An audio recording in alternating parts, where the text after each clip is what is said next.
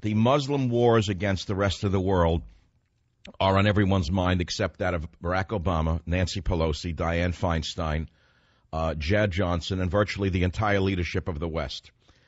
Every citizen knows that we're facing annihilation because of the cowardice and the ostrich-like insanity of our leaders. Everyone knows this. So how can we not talk about it? How can we not talk about a topic when you have Jimmy Carter, a long-term fellow traveler with violence, tying the Paris attacks to Jews? As you know, Jimmy Carter is a long-term anti-Semite, in this case anti-Jewish, in my opinion, because if you say anti-Semite, it would mean anti-Arab. But no, he's not specifically anti-Semitic. Jimmy Carter is owned lock, stock, and barrel by the Palestinians in direct ways and indirect ways, in my estimation. You have to listen to, not quite yet, to what he had to say. He says the Israeli-Palestinian conflict is one of the origins of Islamist violence, which is one of the great lies that you'd expect from Adolf Hitler's ministry of propaganda. Because there are Muslim wars around the world right now in, let's see, Afghanistan, Burma, Pakistan, Philippines, Bangladesh, India, China, Kazakhstan, Kyrgyzstan, Tajikistan, Libya, Mali, Nigeria, Somalia, Algeria, Cameroon, Nigeria, Uganda, Chechnya, Dagestan, Russia, Iraq, Israel, Syria, and Yemen. So wherever you look, there are Muslims at war with their neighbors around the world. Israel is one of the hot spots, but not the sole hot spot. But to the anti-Zionist, anti-Jew Jimmy Carter and his fellow travelers in the universities of America and Europe, Israel is the reason that the Muslims are on the warpath, because they're ignoramuses and they're fellow travelers of the violent ones. But it gets worse than that. Nancy Pelosi should know better, but she names the first Muslim lawmaker to the House Intelligence Committee. But it gets even better. This representative, Andre Carson of Indiana, is the first Muslim lawmaker not only on the House Intelligence Committee, but he's already worked on Homeland Security's Fusion Center. What is that? Why, that's the place, a clearinghouse, established by Obama to streamline all the classified information that comes from the CIA, the FBI, and the Department of Justice and the military into one place. And this Muslim lawmaker, no doubt a very patriotic, America-loving lawmaker, has been at the center of that. The Intelligence Committee will most likely tackle a series of high-profile international crises during the 114th Congress, according to Pelosi. Listen to this, including the threat of Islamic militants and Ukraine, which means that Pelosi and Obama and Holder will shift the entire focus from Muslim terrorism to Russia. This is how insanity works. This is how nations die. And this is, of course, what we fight against on a daily basis on the savage nation. So, again, if you'd like a list of Muslim wars around the world, which includes Israel, and they include all the countries I named, they're on michaelsavage.com right now. Again, the phone number is 855-407-282 for unprotected talk from around the country and around the world. Let's listen to the quizzling Jimmy Carter in clip 2. Well, one of the origins for it is the Palestinian problem, and this aggravates people who are affiliated anyway with the Arab people who live in the West Bank and Gaza. What they're doing now, what's being done to them. Go get next one, please. This is a new evolutionary development in terrorism. I don't want to listen to this insane, dangerous, anti-American American. He's always been a disaster for the country. The problem is Barack Obama is his blood brother. Jimmy Carter's views are that of the entire left-wing establishment. It's exactly why they won't call terrorism Muslim. It's exactly why the State Department sorority girls will not connect the dots as every other nation is doing. Now, what do these countries have in common? Afghanistan, Burma, Pakistan, Philippines, Bangladesh, India, China, Kazakhstan, Kyrgyzstan, Tajikistan, Libya, Mali, Nigeria, Somalia, Algeria, Cameroon, Nigeria, Uganda, Chechnya, Dagestan, Russia, Iraq, Israel, Syria, and Yemen. What do they all have in common? Why, they're all fighting Islamic murderers. They're all fighting Islamic extremists. They're all fighting 9th century throwbacks who would like to drag the world back well over 1,000 years, imprison women, kill homosexuals, and turn the rest of us into slaves, burn our libraries, Shall I add a little more to the list of what they do when they take over a country? Are you that stupid? Are you that idiotic that you listen to Bill Maher or the moron who runs the Daily Show and you think that you know what's going on in the world? You've not been yet aware of the fact that these clowns are government agents? They're nothing but government jesters. I don't mean they receive a check from the federal government, but they receive their marching orders from the federal government, or else they wouldn't be on the air. They're government jesters, all of them. And that's why the drug generation is ignorant. They are the victims, the sheeple, getting ready to go to slaughter and have their throats cut. Now, you say it can't happen here. You say that that could never happen. I know some very intelligent people who fear it can happen here. They fear that it is already happening here. They fear that the operatives of such activities have already been put in place in this country in very high places. So you have to look to history in order not to repeat it.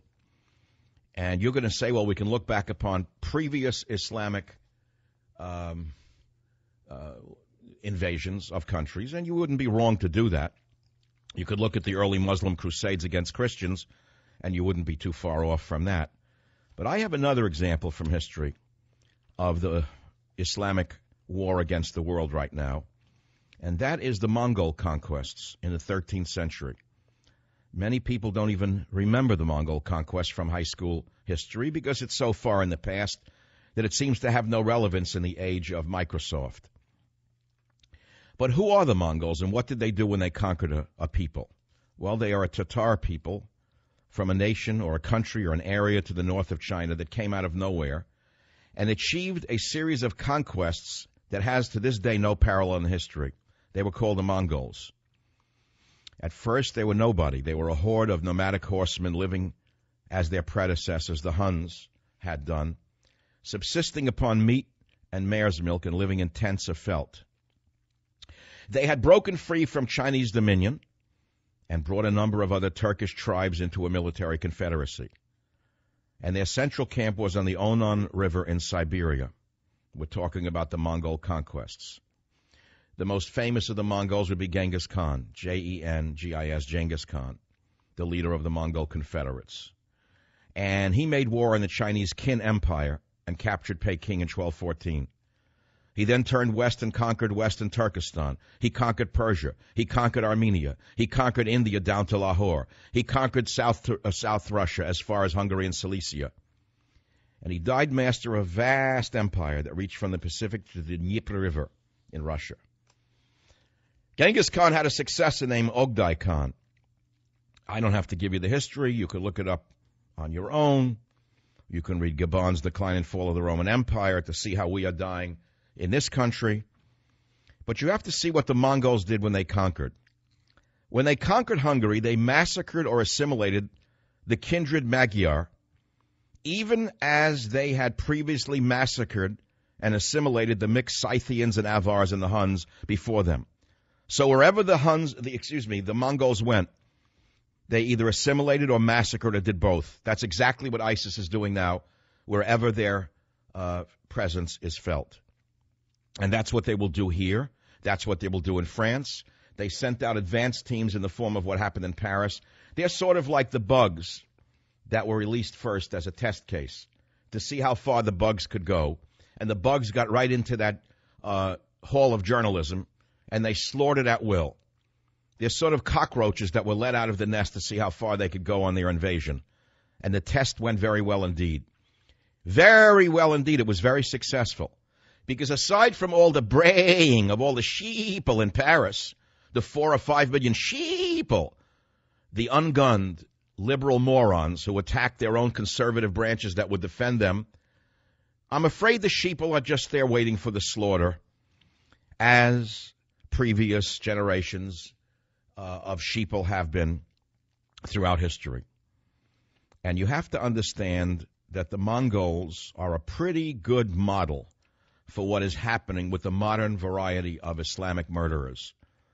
Yeah, you can find the same thing in the early history of Islam, where they slaughtered, converted, raped, hung, buried alive.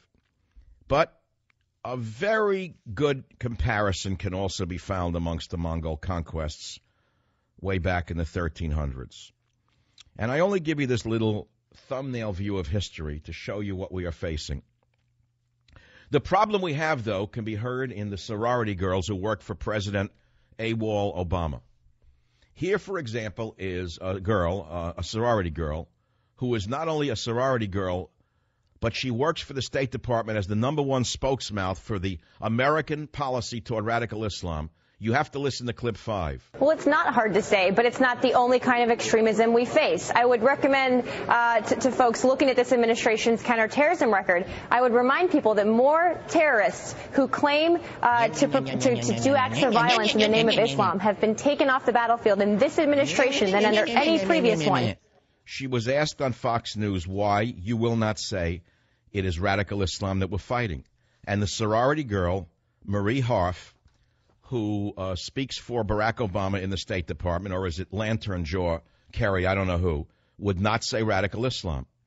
Listen to clip 6. But that's not the only way that you counter this kind of extremism. Much of it Islamic, you're absolutely right, but some of it not. So we're going to focus on all the different kinds of extremism. Hold it, stop. So they're going to hold a meeting on extremism, but not about Muslim terrorism. It's just one of many. And no doubt they'll bring up Christian terrorism and Jewish terrorism.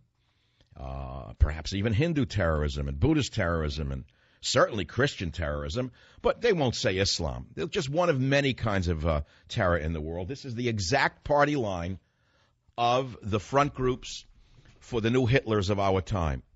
Pay careful attention to the death of a nation. There was once a movie and a book called The Birth of a Nation. Well, Barack Obama's legacy is liable to be the death of a nation unless you, the sheeple, wake up